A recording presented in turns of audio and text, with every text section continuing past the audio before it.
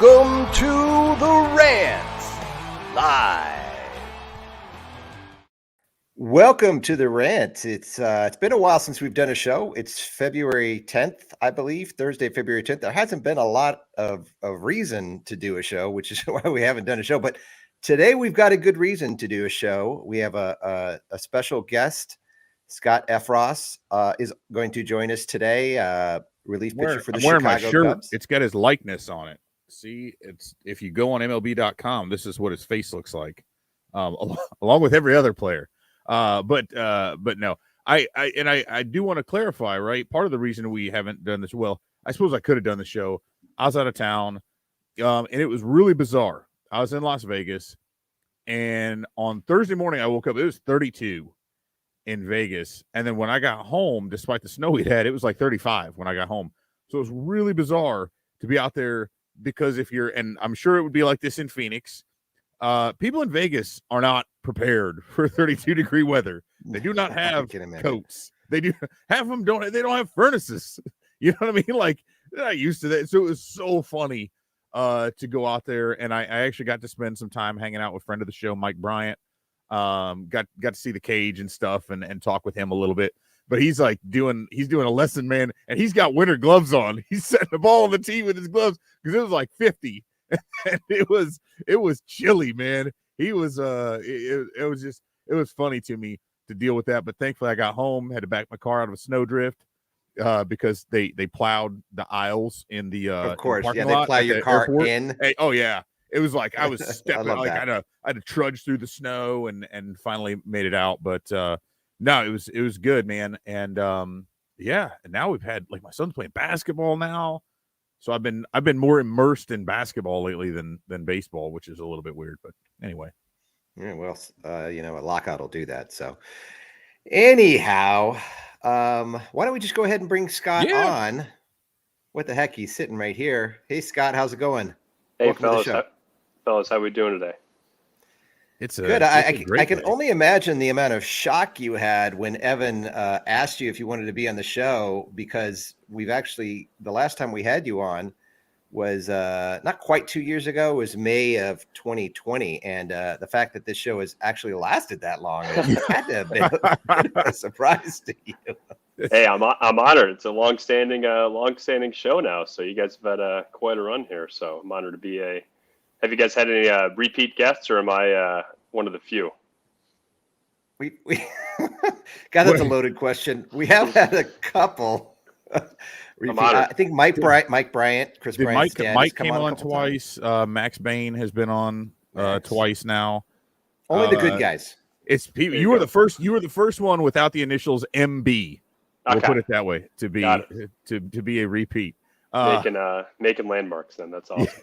Exactly. Yeah. So that's we had to switch things up a little bit and go that route. But no, it's I'm glad you've been. And what's cool about this and what I think is really neat here is I was kind of going back through things, and so the last time you had joined obviously would have been during the pandemic season, right? There was no minor league season going on. You're just trying to kind of get by and figure out, hey, where can I work out? But when you and I first connected, actually the first time, I think you were still, this was pre-change, mechanical change, right? So I think you were ended up at Myrtle, and that's when you were just talking about like you were still trying to kind of find your way as a minor leaguer. Like, hey, I want to be every day. I want to be able to go every day, and whatever role they need me in, I got it. So next time we connected was, I think during the Arizona Fall League. Actually, it was one of an appearance in the AFL, and you'd had 4 strikeouts in that one, and that was again after the change with your delivery. And then when we had you on this last time, it's kind of like, okay, I'm sort of in limbo, and then now we're talking to you as a major leaguer. Yeah. You debuted, you pitched for the Cubs, made it to Chicago, and that's, I just think it's the coolest thing. And that's not a question. I don't know where I'm going with this, and eventually I might get to one. You'll get it's a good path of getting to connect with you, Evan. I think after doing one of these, maybe I'll be an all-star this year or something like that. So Yes. That's, I'll owe all to you guys. So yeah. Okay, you remember that? Yeah. We're gonna mark the tape on that one. We're gonna save that for posterity. Yeah. But no, I there was something. It was really cool. So speaking of Max and Trevor Williams has not been a guest on the show, although I did get to meet his dad at an iCubs Indians game when he was pitching a rehab start. I got to meet Max's parents at South Bend, and then when you guys were coming through, when you were with the iCubs at the time, coming through Indianapolis, it was really neat. Your parents were there.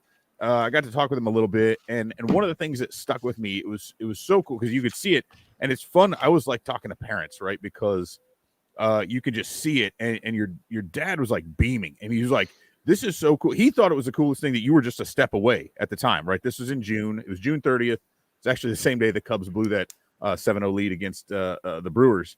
Because I was like, "Oh, this is awesome! I'm watching the minor league game. I don't even have to worry about the Cubs. They're up 7-0. Great." And then that didn't go, but it was really neat because he was just like, he was so proud of the work that you had done and what you had been able to accomplish and the changes that you made and all this. He said he's just a step away, and then just under 2 months later, there you are. You're no longer a step away. You're at it. So what was that like? First of all, getting the call to say you're coming to Chicago, and then how was that? Did you have to contain yourself? Were you just calling friends and family, like, getting in touch with you, letting your wife know, letting your parents know, letting everybody else? What was that like for you in that whirlwind right after you got the call? Yeah. Wow. It's a lot to kind of think about there. I think for starters, that Indianapolis trip where we got to see you and your son there, that was pretty cool to kind of connect there. And I think part of the reason for my parents' excitement there was just being back in Indiana, going to school there and everything. They love it. They love it there, and especially in Indianapolis and everything. So that was a special week that we got to have there. Plus, it's a beautiful stadium. So, but yeah, they were obviously excited for every milestone that I had last year. But as far as the call up goes, my story goes, we were at home in Des Moines, and we finished a pretty long game. I can't remember who we were playing, maybe Omaha. I think it was Omaha, and we finished an extra inning game, and we went pretty late. And at that time me and Dakota Meckus were living right across the street, so we head back. I got my food. I'm just getting to bed at 12:30, but the big league game was still going on. They were playing the White Sox that weekend, and it was that crazy game where I think Wisdom had 2 homers, 2 grand slams or something like that, and he was just going off. And there was a lot of runs being scored, so a lot of pitchers getting used. And I'm just kind of following along and everything. And I think it's 12:30, 12:45.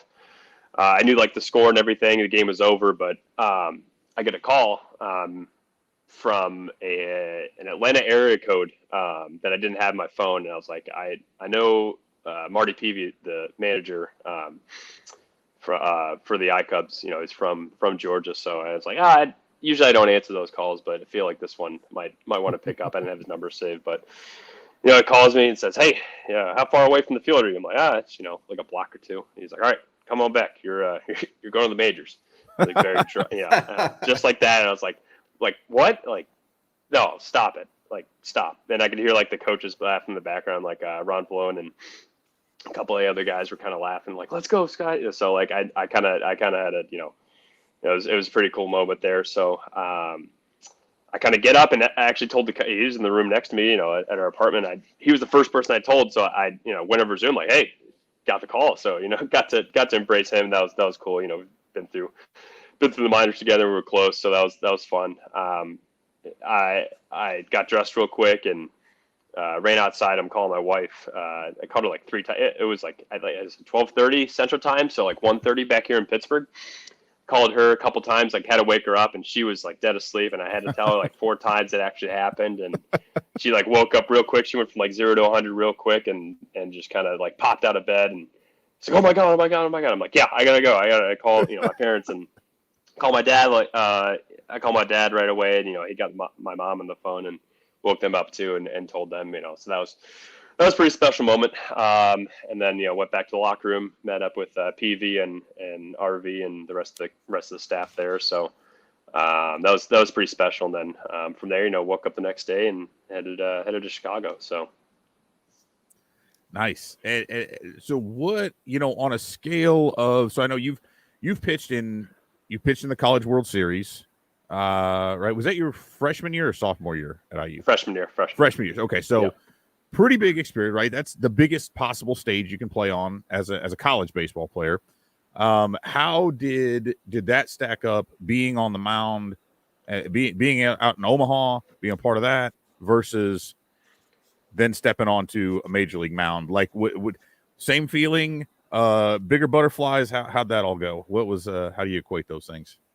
Yeah, that's a good question. I think the scale, at least at the time, was probably pretty similar in my mind, because obviously the College World Series, coming as a freshman, that's as big as it gets. I had no kind of concept of what that magnitude would be like. So I think at the time, I probably felt pretty similarly. But obviously, you go through the minors, and 6 years in the minors, and you kind of dream about the day of getting up to the big leagues and what it'll be like. So yeah, I think they're honestly pretty similar, at least in my mind at the time. But I'll say that I think in both scenarios, the butterflies in the bullpen, like warming up to go in the game, were probably definitely way more extreme, I would say. Once you get in the mound, you kind of throw your first pitch. It's kind of like, okay, I'm doing it and everything, and that's how I kind of felt last year when I made my debut. It's I just wanted to get the first pitch out of the way, throw a strike, and kind of get off in and off and running there. So I would definitely say the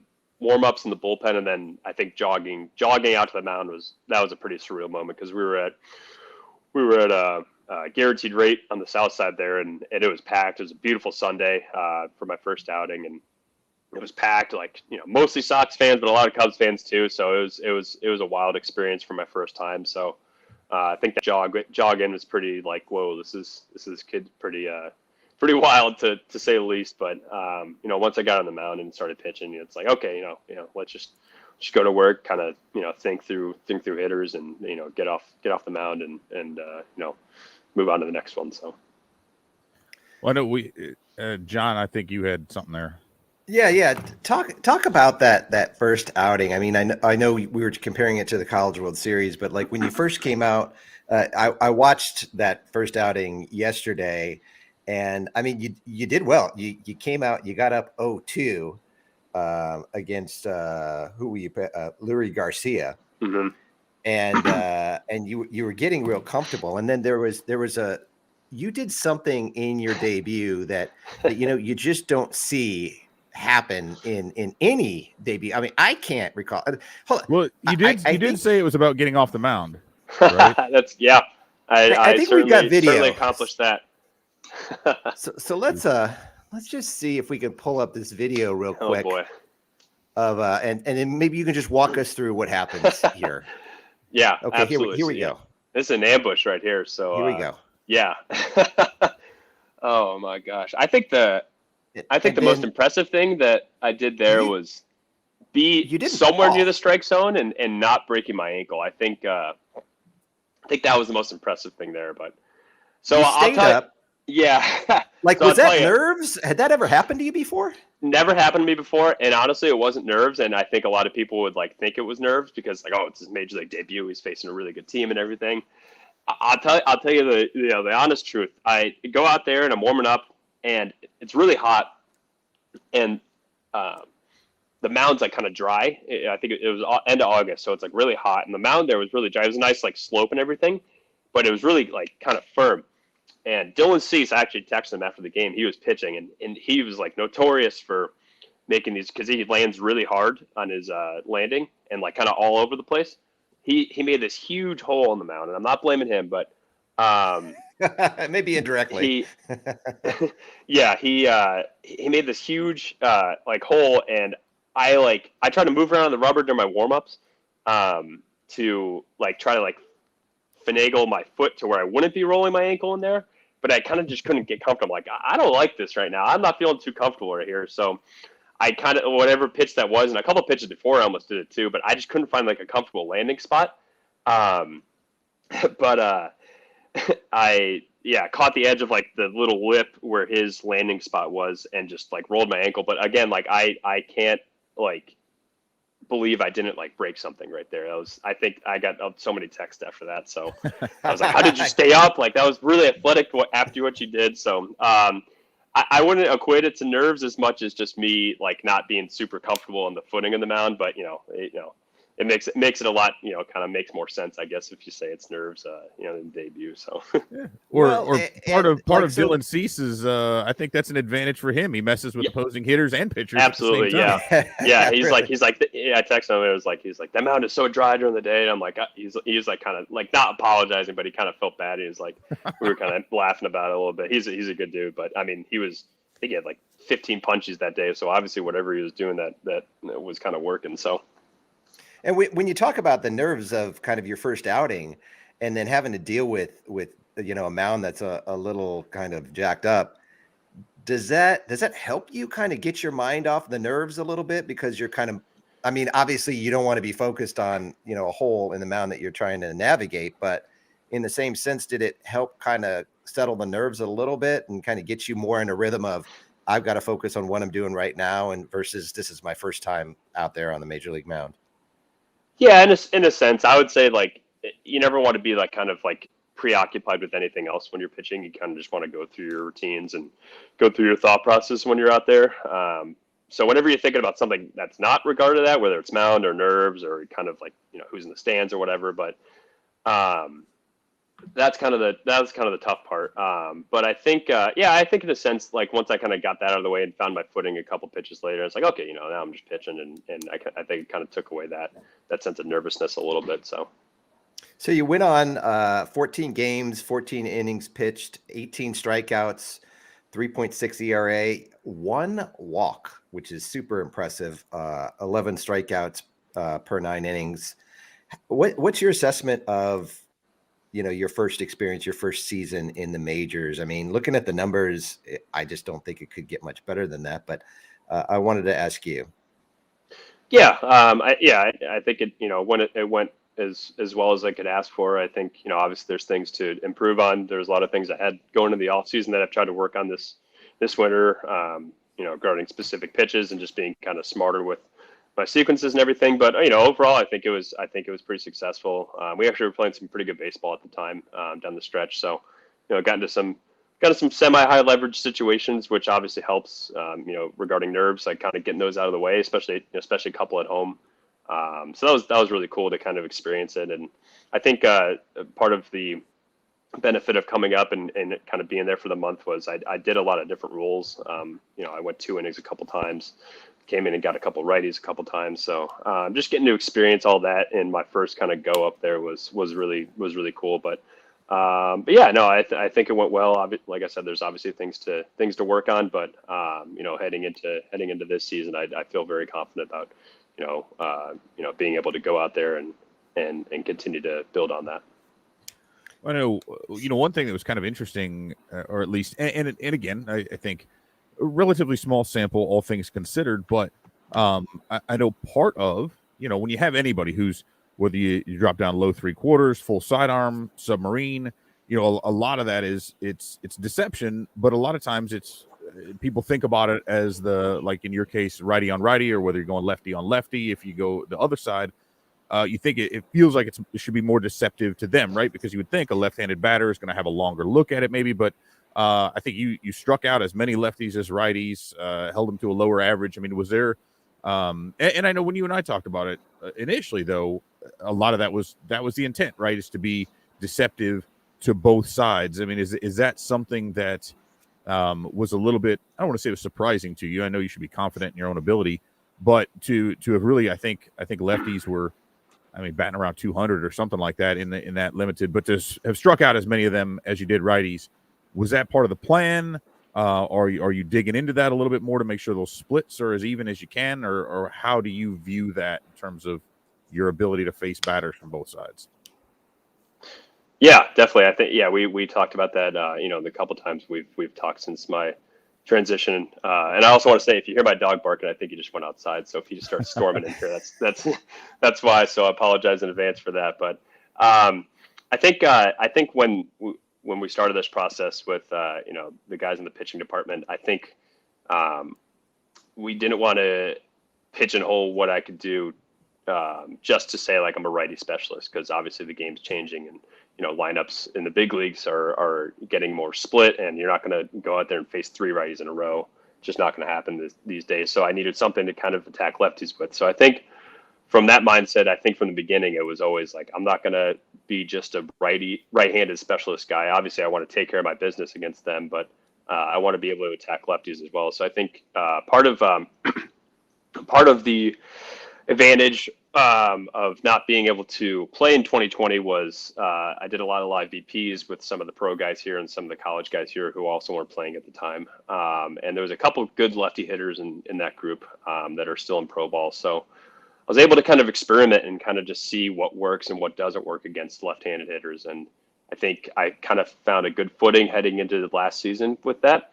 And again, speaking with people in the pitching department about what they had in mind with that, I think pairing those two and kind of seeing what worked and what didn't work against lefties, early in the season. And once I got kind of comfortable with my processes to them, I felt very comfortable of facing lefties. So I think exactly what you said, Evan. I think the deception from the right-handed side is kind of inherent, just because I'm kind of thrown behind it. But I think also I create a deceptive angle to lefties as well, because it's something that's kind of coming towards them, and they don't see a lot of submarine. There's submarines and sidearm guys in the game, but not every at bat. So I think just kind of being able to take advantage of that deceptiveness and not seeing guys like myself a lot, and being able to kind of locate and trust my stuff to lefties and righties helped me kind of have success to both sides of the plate.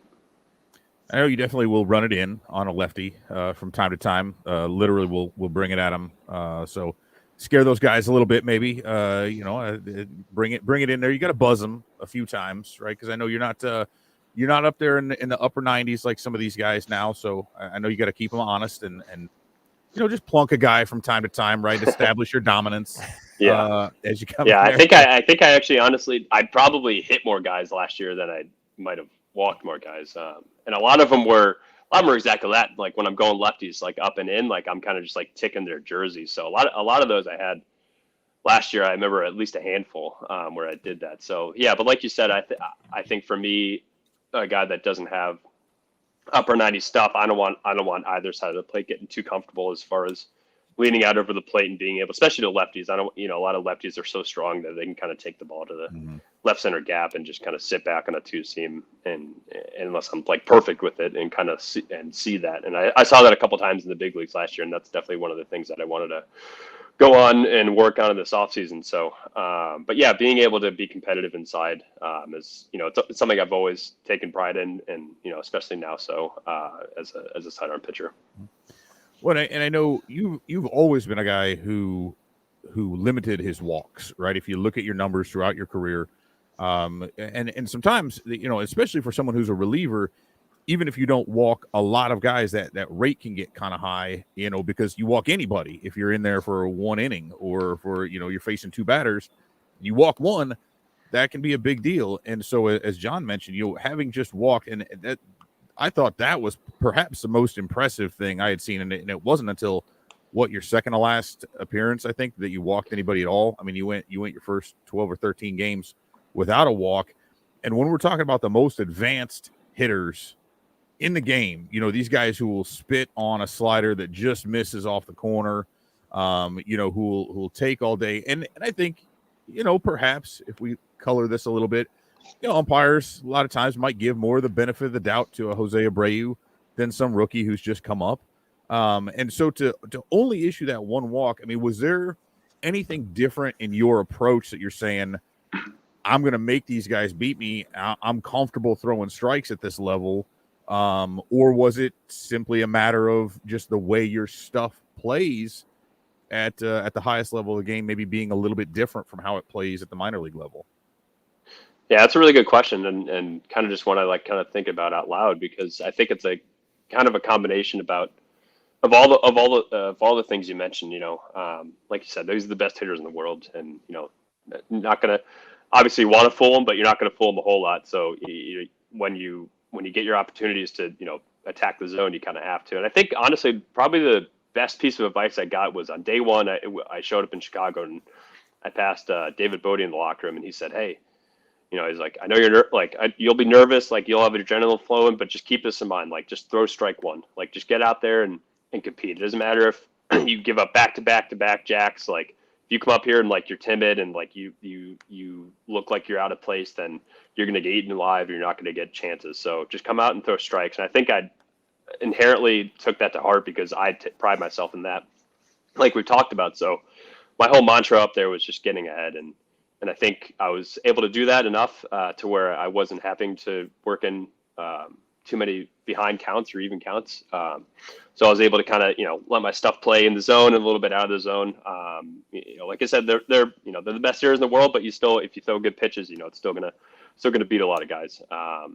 So I think for me, it was just a concentration of getting strike one, getting ahead, not showing that, I'm gonna be, working the corners too much, try to hit my spots and trust my catchers. And I think also along with that, you're in the big leagues, and obviously we were out of the playoff race at that time, but still it's a big league game. And I think your inherent focus is just so much more magnified because it's like you want to compete, and every game means so much more, even, if it's, whatever type of situation game. So I think just being up there, you want to show that you can compete at the highest level. And I think that just kind of kicks in a gear you just don't get sometimes in the minor leagues, with your focus and everything. So I think kind of those two things combined of my mindset and just kind of just being in the major league kind of helped me control my walk rate during the season. So how different has this offseason been for you in terms of your preparation, your confidence, and in your approach? Having had that experience at the major league level versus, obviously any other preseason before this, like how different has this offseason been for you in your approach?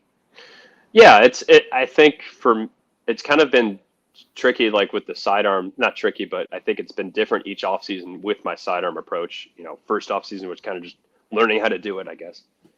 Second offseason was like, how do we take the next step and develop my pitches and kind of be comfortable with that. Now that I feel comfortable with my base and comfortable with my stuff, I think it's just kind of adding to that. It's being perfect with certain pitches that I know I can be perfect with. It's, kind of taking the time to really understand how my body's moving and really perfect my mechanics now while I have the time, and trying to be as perfect as I can with my mechanics, every day. And I think part of the thing I learned last year during 2021 was just sometimes I get out of line with my mechanics. How am I going to make that adjustment, during next season? So I think just being able to strip away that and kind of know that I feel comfortable with my pitches. I feel confident going into next season. How can we make that even better from even last year? So. I know and I don't want you to give away any secret sauce, but I know you had mentioned maybe some tweaking some pitches or tweaking the sequencing a little bit, because you're primarily sinker, slider, change, little four seam, or is it more four seam than sinker? But I mean, the three main pitches, right? For if you depending on how, and I know it's always interesting too, because I think every individual pitcher might classify their own pitches a little bit differently from what, if you look on Fangraphs or whatever, there's only so much that can be there, or they're going to, classify things maybe differently. But are you doing anything this offseason, or have you to change any grips, or to change kind of the mix of the pitches that you're looking to throw as you go forward? What's that look like in the process? Yeah, I think it's less changing, more just kind of tweaking and kind of finding where I feel comfortable with. I think the biggest thing for me is just as far as from a grip overhaul was my changeup this year. I felt good with my changeup last year. I didn't use it as much as I think I would like to, but when I threw it well last year, it was effective. When I threw it bad, it was not very good. So I think kind of nailing that and kind of feeling comfortable with that going into this year was probably my biggest grip adjustment. But I played around with different grips. It's a good time, like I said, to kind of strip away everything and focus on what works best, and see if spreading my fingers out a little bit more on a sinker, or moving them up a little bit on a slider, see if that works best. So during catch play now while I have the time. But I think just little tweaks to make myself feel comfortable from a grip standpoint, or it's kind of been my focus this offseason.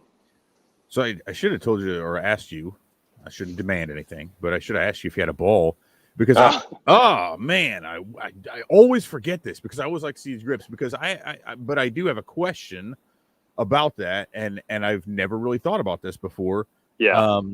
Because there are certain pitches that are going to be different for a sidearm delivery than they would be for a typical over the top or even a 3/4 or something like that, right? So if I think about a circle change and I've got it here, and I want to whatever some people say you want to wipe the inside of the ball or you want to pronate or whatever they would call it, but I feel like for me, and I've got a bad shoulder, so it hurts to even do that normally. But I feel like the pronation would be much easier from a more over the top grip. So when you're, what is the function? What is the mechanics? What are the mechanics of your changeup? What's that grip look like, and how are you able to get that the change from that different angle? Yeah. So actually, I do have a ball in my other room, so I'll go grab one because I think it's easier to explain. Cool. To fill time, talk about the best sidearm pitcher of all time while I'm gone. Oh, well, there we go. Best sidearm was Dan Quisenberry? Was he? Well, what about Steve Cishek with his submarine? Dennis Eckersley? Submarine. Oh, Eck came in. Dude, Randy Johnson had a really low arm angle. So I'm considering him sidearm because he was nasty. Like that, because that thing was so low, and he's 6'10", and so by the time he's released it, he's like 8 feet closer. You know what I mean? Remember when remember that bird that he killed? Yeah. It exploded in the middle of. I settled on Randy Johnson. So who'd you come up with? I say Randy Johnson because I consider Randy Johnson a sidearm. I said Dennis Eckersley. Yeah, I was going to say Eckersley is probably up there. I would like to give a shout out to my boy Steve Cishek on that, at least a nod. So he's I did name drop Cishek, but I was kind of cheating because I know you've studied his work. Yeah, in preparation for all this, but yeah. So I grabbed a ball. So I think it's easier it's kind of the changeup. I feel like is probably the hardest pitch I've had to work on. With the sidearm, just because I feel like I'm at an angle where it's not like more times than not, like if I'm throwing it poorly, I'm going to get underneath it. And when you get underneath a changeup, it's just going to float or worse, not move at all. And that's like, especially when you're throwing to lefties, if you just keep that thing in the zone, it's going to get hit. I remember facing Tom Stella last year, and I threw him 2 changeups in a row, and I threw one really good one.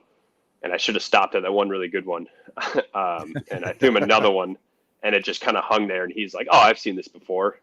I'm going to hit it to the left center field gap." And I think that for me was probably one of the biggest things I wanted to focus on. Like I said, this off season was just kind of being consistent with that and learning how to throw it. So my grip with that, I kind of went from like a traditional kind of split finger type deal with like a circle to kind of almost like overloading the ball on this side.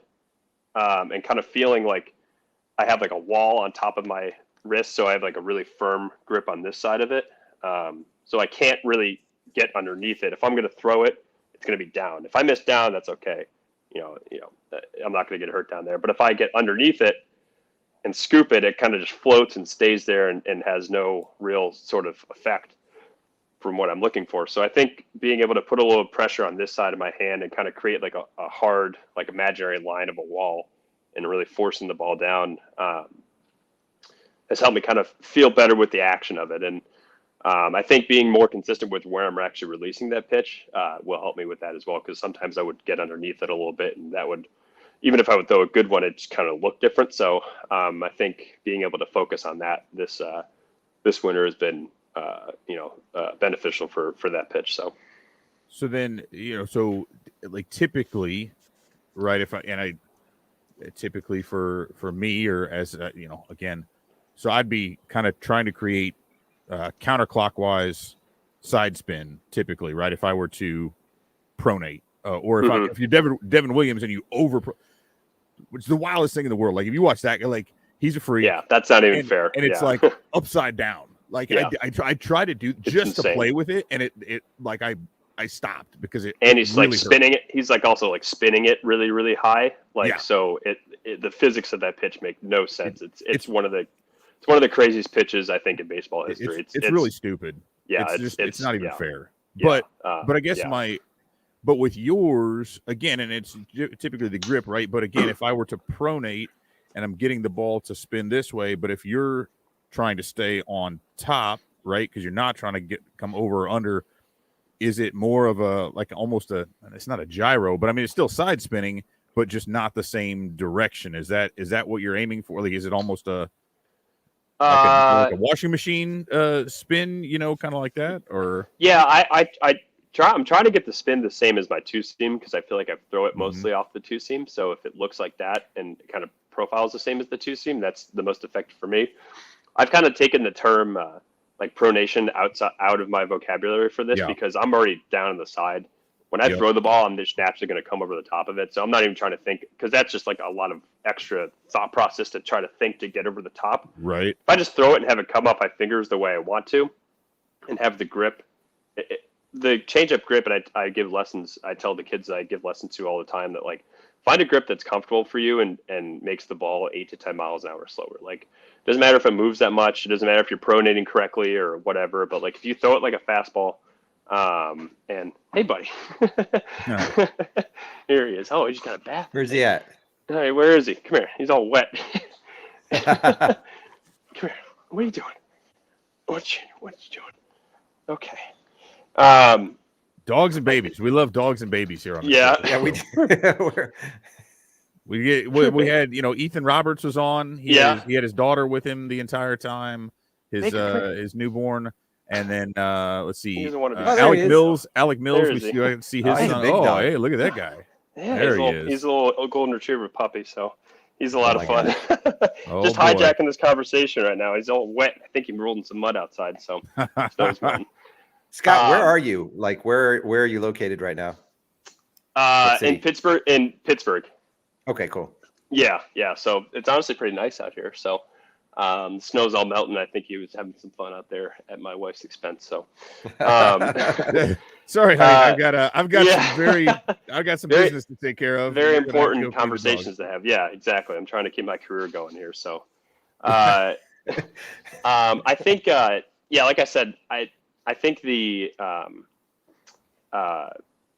trying to just throw the changeup the way you hear it all the time, like throw it how you would throw a fastball and just kind of trust it and have it be down in the zone. That's how you throw an effective changeup in my mind. So trying to do too much of it sometimes, like trying to think about pronation or throwing it, with a perfect circle change grip, I think kind of gets a little like you start thinking about it a little too much because it is a finesse pitch and you try to really, oh my God, he's knocking things over. I'm sorry.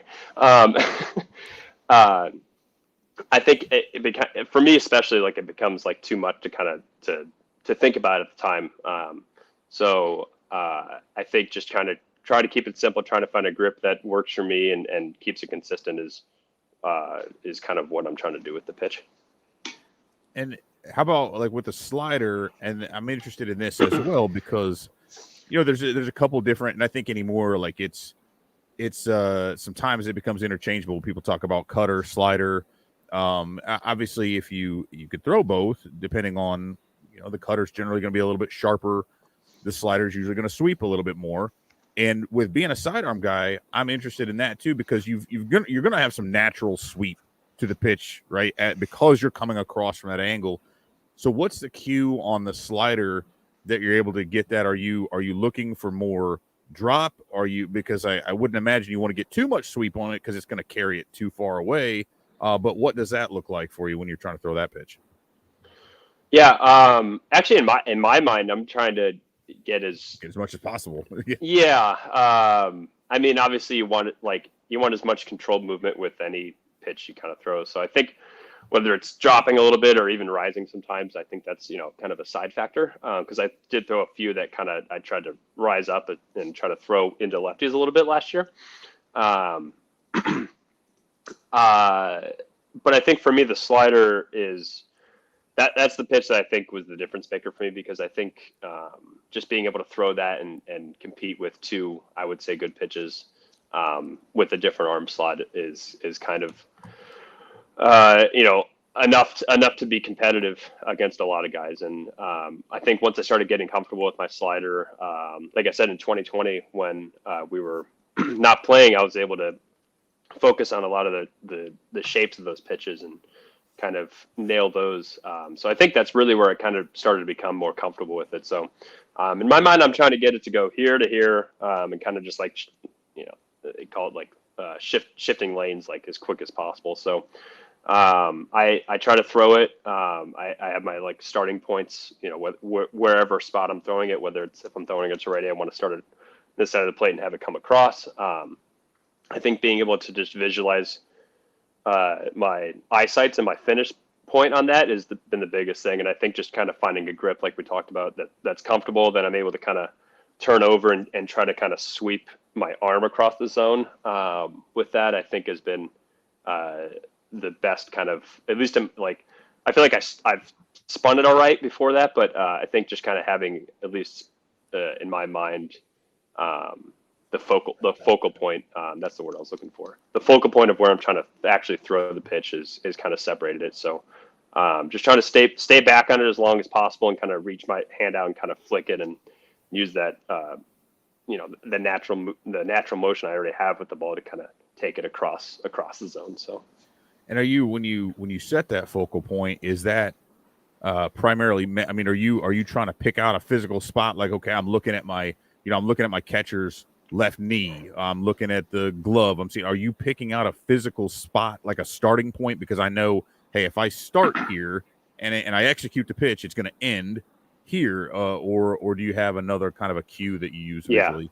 Yeah, that's my thing. Is like wherever my catcher's glove is, I'm trying my best to throw it there. So if we're setting up for a slider, away from a righty, like I'm trying my best to focus in on that, the stitching of that glove and try to say, like, if I know where I need to start it, that's where I need to finish it. So I think one thing when I got up to the major leagues, I was able to execute that because I was talking about like just focusing so much more on pitch to pitch, not more, but like just like kind of just you're more into each pitch because it means so much more up there. But I think, just it's as simple as that. Just kind of focusing on the target, whatever target it is. Some guys choose different spots, but for me, it's where the catcher's glove is, and no matter what the pitch, I'm trying to kind of take the pitch to that spot. Do you ever have to work with the catcher and tell him, hey, listen, man, you need to set up your glove in a different place? I think initially I like to for guys I haven't thrown to, because my eyesight, coming from a different angle, like a lot of guys think like slider down and away is like the best pitch or whatever. But for me, I'm trying to get it a little bit higher because I want to sweep it across a little bit more. So I will tell guys like, hey, for the slider, let's set up a little bit higher, but never like in game. Like once guys kind of figure out like what I'm throwing, they kind of, they get it. So, and I was really lucky last year at both, Iowa and in the big leagues to throw to some really, and in AA too, as well, to Amaya down there before he got hurt, to throw to some good catchers and guys and to guys that I've thrown to before. So, I was lucky in that regard to work with some good guys. Was there anything surprising? I mean, you've been, you spent your whole life playing baseball, right? You came up, you get drafted out of college, you spend 6 years ish in the minors there, dreaming about that time being up in the majors. But I know, for all of us, we sit there and we think, we see the pitching part of it. We see you, maybe in the bullpen, warming up. We'll see you on the mound. But was there anything that was kind of surprising about the routine at the majors that you were like, I didn't really think about this as much? And I want to preface this. I know, like when another friend of the program, Scott Kobos, had a really, really great season last year, his first in the pros. I talked with him at South Bend, and he was just like, even just getting used to the routine going from Myrtle Beach to South Bend, and just like, okay, where do I live relative to the ballpark? What time do I need to be here? How does my routine look? Was there anything that kind of surprised you or made you sort of really have to pay attention to what that new routine looked like once you got to the majors. Yeah, definitely. I think when you move levels, doesn't matter what level, there's always a different shift. Like you said, Myrtle Beach to South Bend, that's kind of a drastic shift. Obviously, it's just one level, from low A to high A, but still, like you said, you have to get used to the routines. What time you need to get to the park, when you need to leave. So I think all that kind of inherently with every level is an adjustment. I think for me, I like to take pride in my preparation and make sure I give myself plenty of time. So I'm always on the earlier side of getting to the park. But, when you get to the major leagues, a lot of guys are on that side because they're, that's why they're successful. So just seeing guys there early and kind of putting in the work and being diligent with what they need to do is something I kind of try to learn from. But yeah, I think it took me a little bit to get used to being in Chicago and when I needed to leave, depending on where I was living or, when we were on the road and everything. I like to say I followed around. I was Adam Morgan's basically suitcase for a month and a half because I pretty much followed him whenever he would go to the park, I would go to the park. So and a couple other guys too. So I think honestly one thing I really learned a lot was just because the amount of day games we play at Wrigley, kind of learning that comfortability, I guess, of because it's obviously an earlier start to the day and earlier finish, so you get to bed a little bit earlier, but still like kind of getting up and getting moving a little bit. Kind of that took not like a few, it took a little bit to kind of just understand like, okay, like to get here at this time because I need to, get my body moving just a little bit more because it's earlier in the day. So I think being able to figure those situations out, plus on top of living in Chicago for about a month and a half at the time, I think took a little bit of time, but once you get in a good rhythm, it's they take care of you up there, so it's really you got everything you need once you get to the yard, and once you're there, it's kind of easy to kind of get in a good mental habit of preparation. So from the mental side is really cool. That's something I've been really interested in for a while now, to the point there's some really cool stuff that's out there. I mean, even at the lower levels now, it's very interesting where they can, you can do a virtual interview. There's this program you can do a virtual interview and they'll like go through your linguistics and how you answer questions, and they can put out your personality profile and match that up against it. Anyway, without getting too far afield there, I do think that does make it interesting, but mentally then, as far as, right, it takes a tremendous amount of drive, as you just mentioned, hey, you get to the bigs and like everybody's there early, because they kind of have that similar mentality. And when it comes to just being hungry, right, and driving to reach that level, how did that last month and a half there? Obviously we could say you had achieved your dream. But I don't think your dream was ever just, I want to appear in 14 Major League ball games. I mean, I think obviously your dream is to be a consistent force on a Major League roster and on the pitching staff for a long time now. So how did that did that add fuel to the fire? Was that kind of, did you look at that as just another step in a bigger plan? How do you kind of see that for yourself? How did that further motivate you? Yeah, definitely. I think Baker also wants to answer that question. So. What are you doing, buddy? Why don't you go away? Yeah, I think, I've always kind of been a big proponent of the mental side. For me, I think I would characterize myself as kind of like, not an overthinker on the mound, but I like to, think a lot about situations and everything while I'm out there. So I think sometimes in the past, that's kind of been, part of an issue for me is kind of just trying to do too much while I'm out there. So I think being able to simplify it, especially when I dropped down sidearm, that kind of helped me like reset a little bit and kind of create a new mental approach to the game. But I think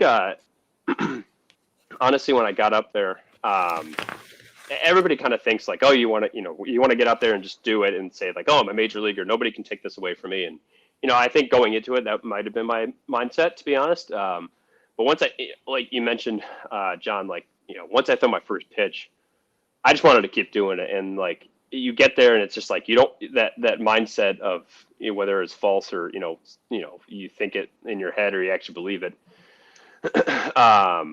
That mindset of just saying like, oh, I'm a major leaguer, that's great and everything. Like nobody can take it away from me. Like I just wanted to keep going. And I remember after my first outing, I told my parents and my wife, we were at dinner and just like that was awesome. Like I like, that was awesome. Like I'm happy I did it, but I want to keep I want to go to the field right now. Like just keep doing it. And, obviously it's very exciting, everything, and you get used to it a little bit more. But I think for me being up there for that month, I never wanted to not be at the field. I always wanted to be doing something just because it's a dream come true. And, getting to play in the major leagues and, some very cool stadiums and get some really, some of the best players in the world. It's what you want to do for as long as you can. So I think that drive to, like you said, Evan, that drive, you kind of have to build it in yourself. But once you get up there, it's just like, for me at least, I just wanted to keep going and just like do it as many times as possible. So being able to go out there as many times as I did at the end of the season was exactly what I feel like I needed. So, but yeah, I think the mental side of it is, you kind of have to create your drive sometimes in your head to get to that point. And then once you get there, I think just keeping in mind that like, hey, I want to stay here is kind of the ultimate driving factor there. Yeah, not wanting to get into the whole lockout and the situation that's going on, but we'd be remiss not to mention it. With that going on, obviously, like it changes your approach, or it must. I don't know if your approach has changed quite yet, because perhaps it's the same. Because we don't know what's going to happen if spring training is going to start on time or whatnot. But looking forward, like, have you changed anything at all? Have you been doing anything differently, or has it been pretty much exactly what you do if the season was going to start on time? Yeah, I think, obviously, it's something you can't kind of avoid at least thinking about. But for me, I've kind of just tried to, been the same way in 2020. It was just kind of controlling what you can control. There's, for me, I'm just kind of, try to go out there every day during the off season and take care of my business, do my workouts and get my throwing in. And, when the time comes, we'll get going. But, for me, I think, just trying to control what I can control is it's kind of as simple as that for what I'm looking to do. So. And this is a really important question. Is the dog's name Baker? Yes, it is. So you named your dog after Cleveland's quarterback. Yes, sir. Because Cleveland is a perpetual underdog? So I will That's take such a nice way of putting it. So I could have just said dog, but yeah. So we're originally from Cleveland, me and my wife, and she liked the name Baker, so I will put a little bit of it on her. But I told her, I'm like, if we name, I'm not going to throw her under the bus here, but if we name him Baker, a lot's riding on the dog's shoulders that he can't control right now. And I think at the time we got him back in October. Baker Mayfield started to slip a little bit as far as his play and got hurt a little bit. So I'm like, he might be kind of bad luck, but I'm a huge Browns fan, and I've said that before. So and Baker's my guy as far as as a quarterback. So and you can always say you named him after John Baker. Yeah, exactly. John Baker. Who's now now he's with the Pirates, right? So there you go. The Pittsburgh connection is there, so beautiful. You can always pivot. Yeah, one of the Yeah, exactly. Named him after one of the best people I've met in baseball. So there you go. Now, easy out in case people ask. Absolutely. How do you feel about? We don't need to get into the politics of this, but how do you feel just generally about the Cleveland's new name, the Guardians? Are you excited about it? Do you think it'll settle in? Is it just kind of just roll with it, kind of thing? I think it's it's one of those things. I know the Washington football team just had their new name, and I think a lot of people talk about it for a couple of days on Twitter, and then it kind of everybody's got an opinion, right? Yeah, exactly. So I kind of like the name. I think if anything, the logo might need some work. I think they'll kind of fix that up, but I think the name's good. I think it obviously ties into the area around the stadium. So with the Guardian Bridge being right there, so I think it's something you kind of go over every time you go to the stadium. So it's right there. You see it every time you go to Progressive Field. So I like the name. obviously they felt like they needed to change it, and I think it's as good as name as any other name would have been. So. So the last thing I'll ask is when I talked, this was a couple years ago, and I was talking to Ian Miller, who had been at the Cubs organization for a while, but I know he had a similar experience to when he was first called up, and I know he had met so when he used kind of his first MLB check to buy a ring for his wife. You're already married, but did you? The pay scale is a little bit better at the major league level, even though I think you guys should be paid a little bit more. You don't have to agree or disagree with that. I'm just throwing that out there of my own volition. I would like to see them raise that, but did you splurge a little bit, or did that all get socked away? Did you have a little fun when you first got that MLB check? Because I'm assuming it's a little bit more than what you had been used to. At the minor league level, were you able to have that first check may have been equal to an entire season in the minors? Really responsible. I know you are a very responsible person. I know what I would have done, but I just wondered if you were able to maybe treat your parents to dinner or something. Yeah, definitely. Yeah, I took care of them. I think they came to they came to Chicago a couple of times. We went out to dinner, and then during the off season, took them to dinner. I think like once or twice, just to kind of say thank you. As much of a thank you as for all the countless hours of driving and everything. I'll say thank you with a dinner. I guess that kind of doesn't equal out, but we got the dog, so he's been quite an investment as is. So yeah, we try to be smart with it and kind of save it as much as we can, but obviously treat yourself a little bit. I will say that quick Ian Miller story. Love Ian Miller. Definitely one of my favorite guys on that Iowa team last year. We were in the outfield in St. Paul. I think 2 weeks, maybe not even. I think it was the last road trip we had before I got called up. And we were talking, and I was throwing pretty well. I had a pretty good outing the day before, and we were talking while he was getting reads and I was shagging. And he's like, "Hey man," it's like, "you're not going to be here for much longer. I'm telling you right now. I got a feeling." I'm like, "Okay," okay, and like I know you're super positive and everything, and I know you're super positive and everything. I appreciate that. He's like, "I'm just, I got to pitch tonight, like whatever." He's like, "No, I'm telling you, man, you're not going to be here. You're not going to make it to the end of the month. I promise you. Just mark my words." I'm like, "Okay." And I got called up on, I don't even remember. I should know the date, but I think it was like the 26th, 27th, something like that. And he texted me after he found out. He's like, "Man, I love being right. Like I knew you want to make it to the end of the month." So he was awesome to kind of get to know and play with this year. But he's a good dude, and one of the people I followed around in Iowa and kind of followed his lead. So, well, I can say now I have not had, my son has not quite experienced the success that you have. He's also a little bit younger, so my expectations for him at this point are a little bit. But I could say, the opportunity is not there yet. He's working hard though. You send me the videos. He's working hard. He is. He's trying, and he's like a baby giraffe right now, because he's just growing. But what I was going to say is, I think the dinner, when you talk about your parents, you say, "Well, repay," but I will guarantee, and you already know this, but I will guarantee being able to watch you do what you do is the biggest gift they could possibly ever have for the work that they put in, and being able to see that. And I think, again, I always like to say this, like, and I feel like we do a really good job of this on the show. Maybe it's just that I've encountered just some really good dudes across the way.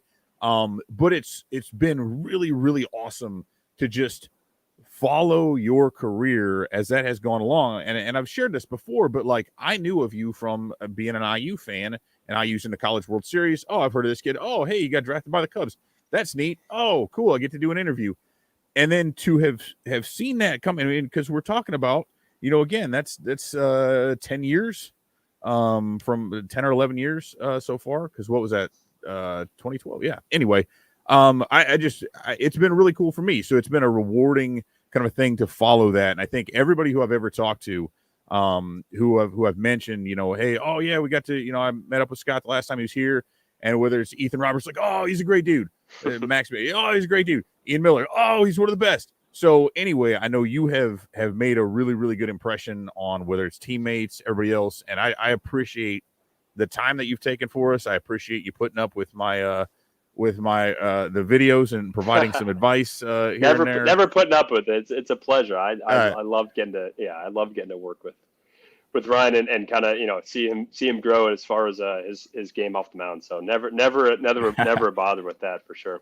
Well, as somebody, you're from Cleveland, so you're used to kind of toiling and trying to deal with very difficult things with the Browns there. So I understand, but no, I really do. I'm really thankful for the time that you spent with us here, and I'm super looking forward once we finally get this thing back and started to seeing what that next chapter is for you and watching you kind of come into your own even further, coming out of that bullpen and hopefully locking that thing down in those middle late innings.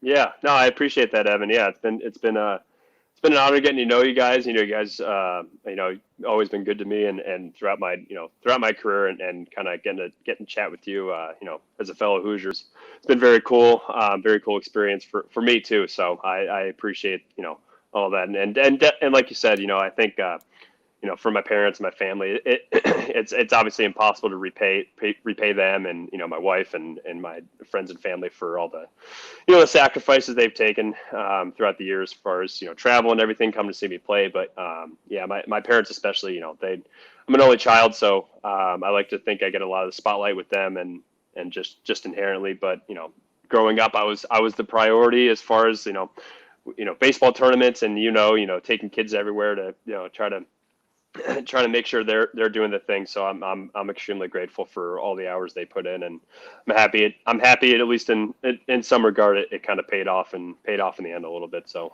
excited to keep trying to make it pay off and continue to play the game I love and that they raised me with. So I'm very grateful for that as well.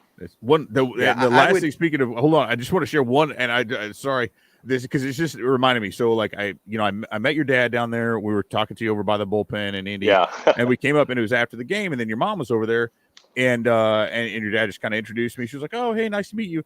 And then your dad said, "Oh, this is the Cubs insider guy." And then her face just lit up. She was like, "Oh, you've been so good," And so it's just, that was funny. Like the coolest thing, and it's just so seeing again. I love seeing it how parents just light up about it, because it's like. To then have that and to know like, hey, that was really cool. Like when I always assume that like nobody reads anything that I write or like cares. Oh, they'll see this. They'll see this. I'll get notes from them and other people that watch this for sure. So yeah, nice. They know who you guys are, absolutely, and they love your guys' take on everything. So I love it. They're fun. They were excited to meet you, and my dad's so funny. He's like, yeah, can I say hi to him and everything? So he's they're a star. Well, no, it was great. Well, we were hanging out after the game, and it just kind of talking and going through that whole. I enjoy that tremendously, and it's just that getting to meet the parents is almost more fun. No offense to you, but it's kind of more fun than the players. But I don't blame you. Yeah. But it's cool. Like, okay, where did this person come from? What helped them to get to this drive and all that? And so anyway, like I said, I appreciate it. And as a father, I just dig that whole vibe. So anyway, I'll stop rambling for a while and let John maybe close this thing up, let you go back and take care of the dog. One thing to note, just so you know, Scott, is unlike before, we actually publish this as a podcast. So anybody who wants to just listen to it, they don't actually have to look at our faces. They can just hear our. It works out really well when you're displaying the pitch grips. That's it works great in podcast form. But I was going to say, I hope you don't need any more pitch grip explanation, because I think Baker just took the baseball. He's chewing it, so that's his now. Yeah.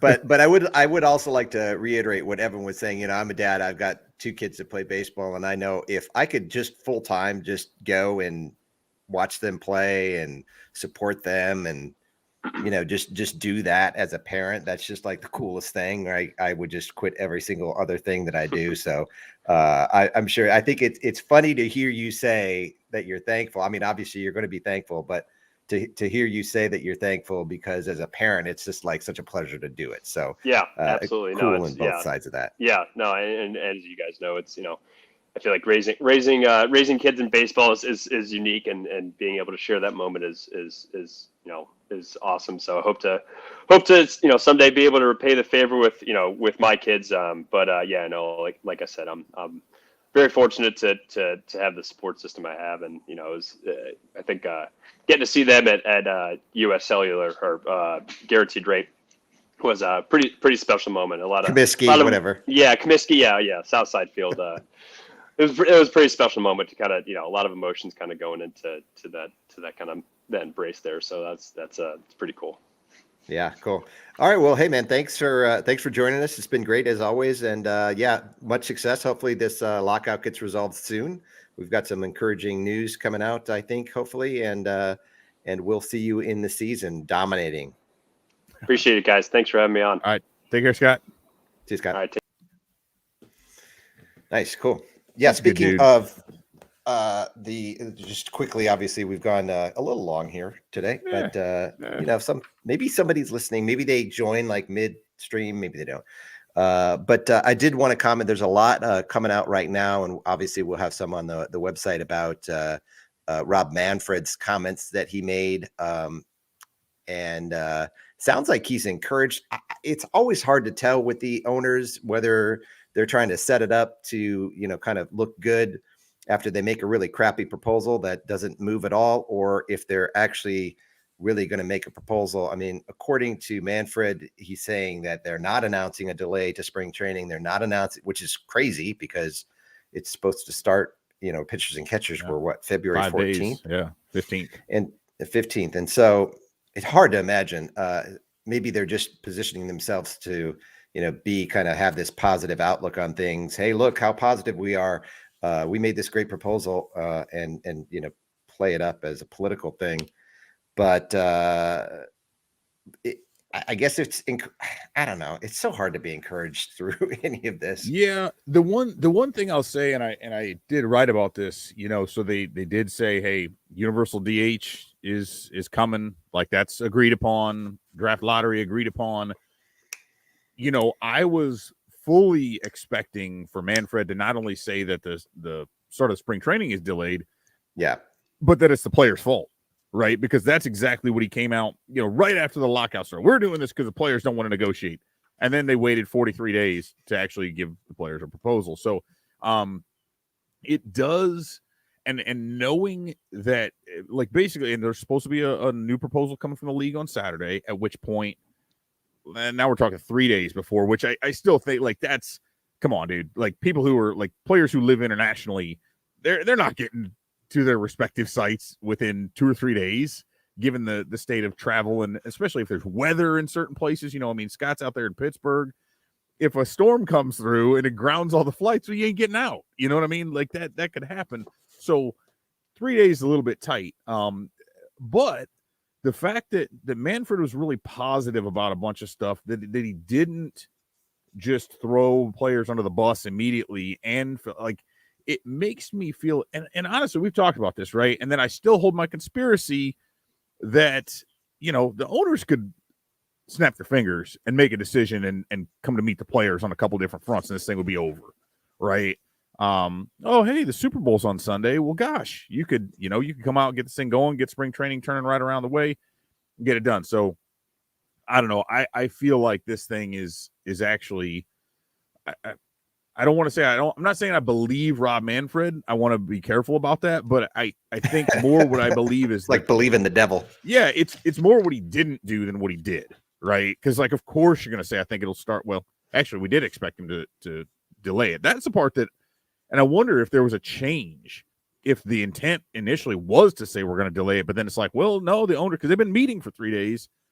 Maybe there's some positive things out of that. I don't know, but we'll see. But I mean, they all know how disastrous it would be. But it's the owners that were meeting for 3 days, right? So there were no player reps. With the players, no. The players met separately here in Arizona. They're making a proposal on Saturday. So yeah, and so it feels to me like they're just trying to position themselves to kind of be like, hey, look, we were so ready to go, and now the players are shutting it down. Yeah, I mean, that's what it feels like, because otherwise, why wouldn't you comment on the fact that obviously it's quite obvious spring training is going to be delayed? There's no doubt about that. And so that's a certainty. Yeah. At this point, the other thing that I think is interesting that one of the comments that he made is that he was saying that the penalty on the CBT penalty was going to remain unchanged, that competitive balance tax. I don't know what he's talking about there, because the proposal that both sides have made were a move that changed the CBT. We won't get into the details right now, but the penalties for going over were a lot higher. The actual levels obviously are going to rise for the luxury tax, and so I'm not sure what he's talking about there. I mean, unless they keep the penalty percentages the same and then agree to still scale it up, because I mean, it has to scale up over time purely for inflation reasons, right? Yeah. If you stick it in the same spot, then of course it's gonna, the contracts are going to become a bigger percentage of that. Relatively Well, they wanted to lower. They wanted to lower it. Well, they wanted to lower it and put a floor in 7 there. to 180. I think 180 with a $100 million floor or something like that, and change. The players like, no, we wanted to. So maybe that's what he's talking about. Yeah.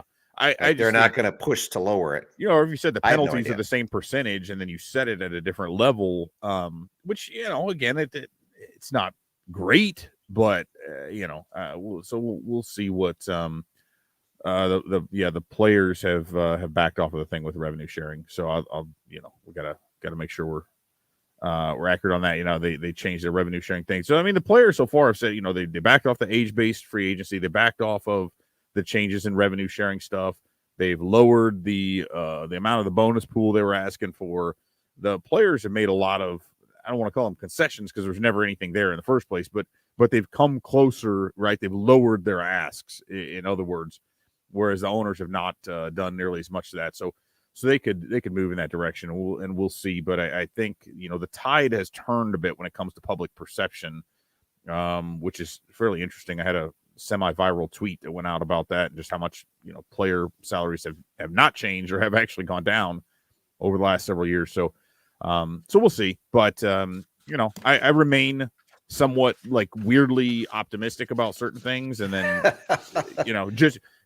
but mostly out of the conspiratorial belief, like a perversion, actually. Right, mostly that it's because the owners know exactly how long they could sit and wait on this thing.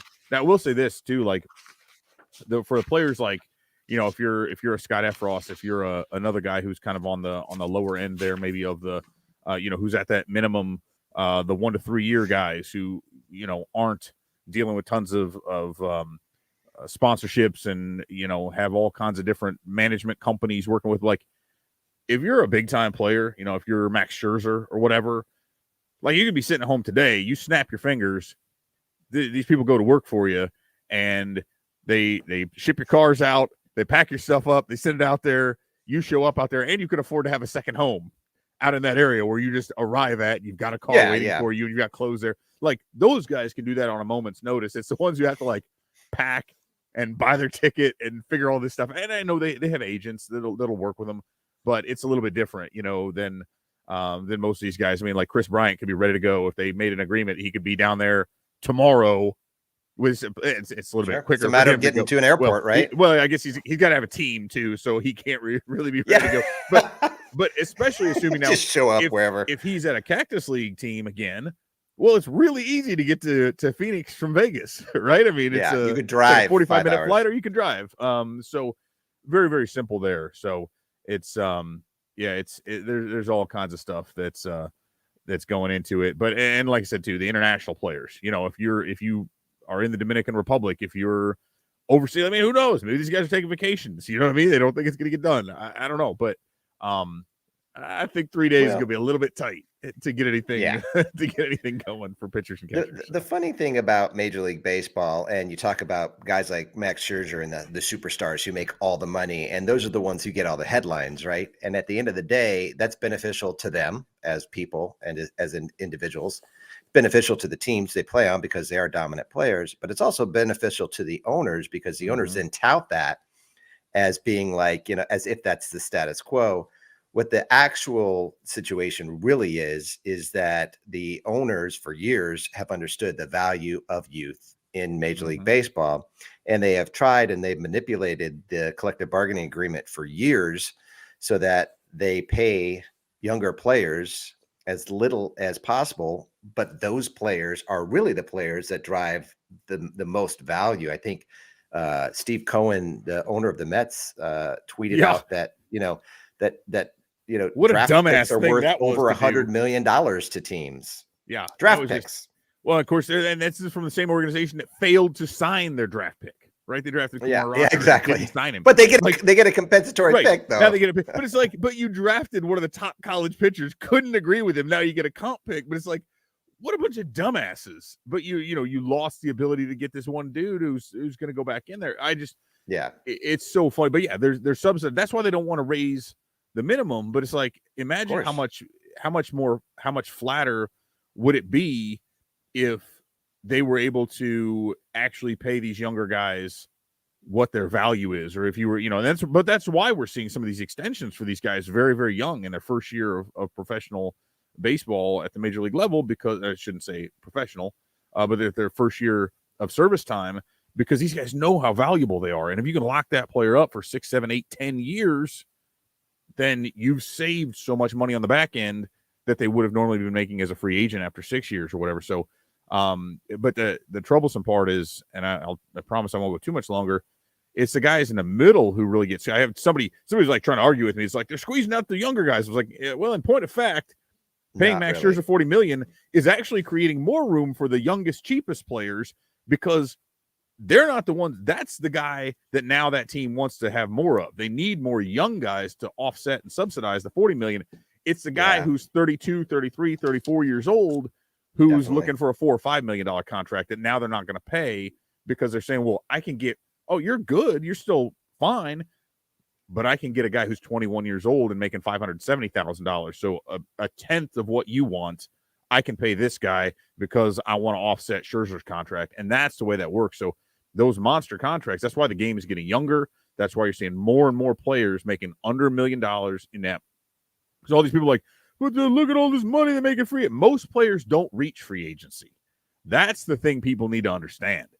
A majority of baseball players are within their first 6 years in the league, and most of them are never going to get to that monster contract, even if they make free agency, right? So most of those guys are going to be in that.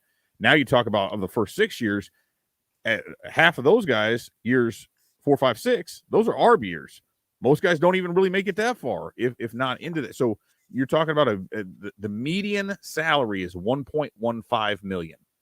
It was $1.65 million 5 years ago. So it's come down by $500,000 in 5 years. Most players make under $1 million, right? That's the simple fact of it. Big number.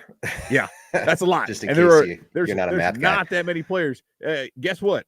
There's not that many players making over $25 million, right? Like that's what everyone wants to focus on. Oh, we spent $2 billion on these. That's what the owners want everyone to focus on. And it's what they did prior to the lockout.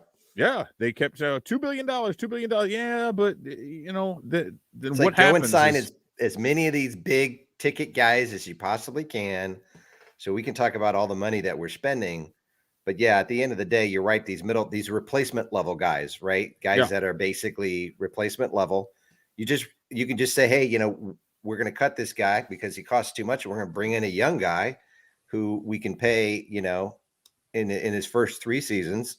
Pre-arb, and see how it goes. And that's something that it'll be interesting to see what happens with the with that arbitration, that number. Is it going to stay at 3 years? Yeah. I mean, obviously they've agreed to that there won't be any changes to the free agency stuff. The players backed off of that. Not the players. The players back down from it to the arbitration stuff or the free agency. To both. So they've said free agent, the first 6 years, the 6 years of control, the arbitration after 3 years, like all that stuff, that structure will remain the same, is what they've said. So I mean, to me, it's like the players coming out of this have to have a gain somewhere. Well, what they want, what the players want, the thing that, and as we just said though, the change that would impact the most players immediately and even just over time is increasing the minimum salary. They want to increase to $750,000 from $570,500, and they want to create that bonus pool.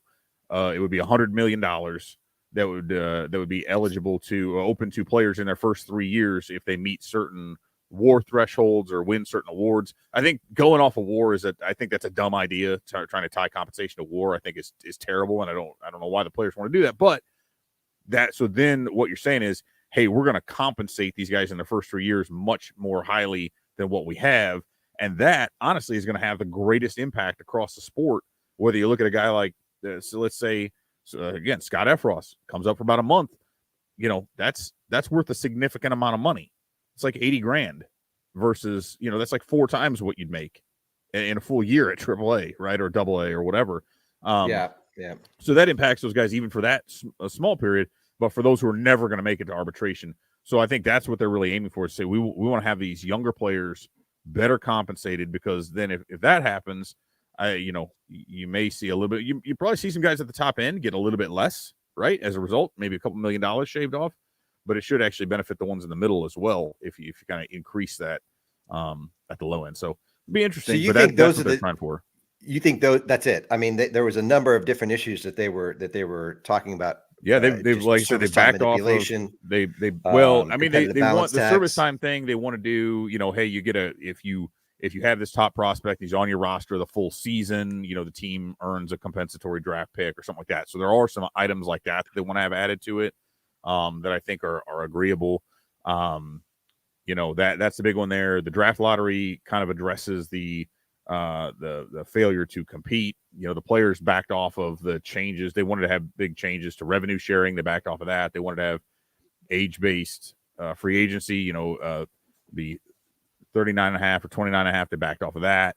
So they came down. They were at 105 million on the bonus pool. They came to 100 million. The owners went to 10 million. And then the owners, and the owners, there will be something. It feels like 50. And I mean it gets to there, and that's really the thing, right? In negotiations, you say we want 100, then you say we'll do 10. Say how about 90? All right, how about 25?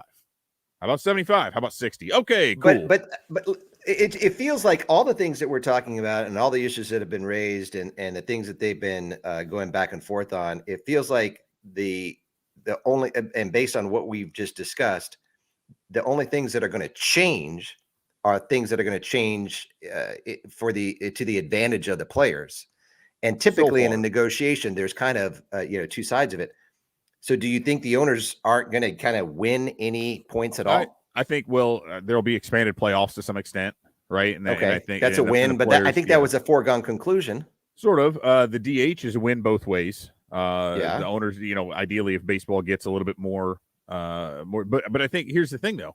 Remember, we've talked about this. How much more money does baseball make off of the playoffs, right? So I think getting an extra playoff round or some extra teams in there, I think that's a big one for them.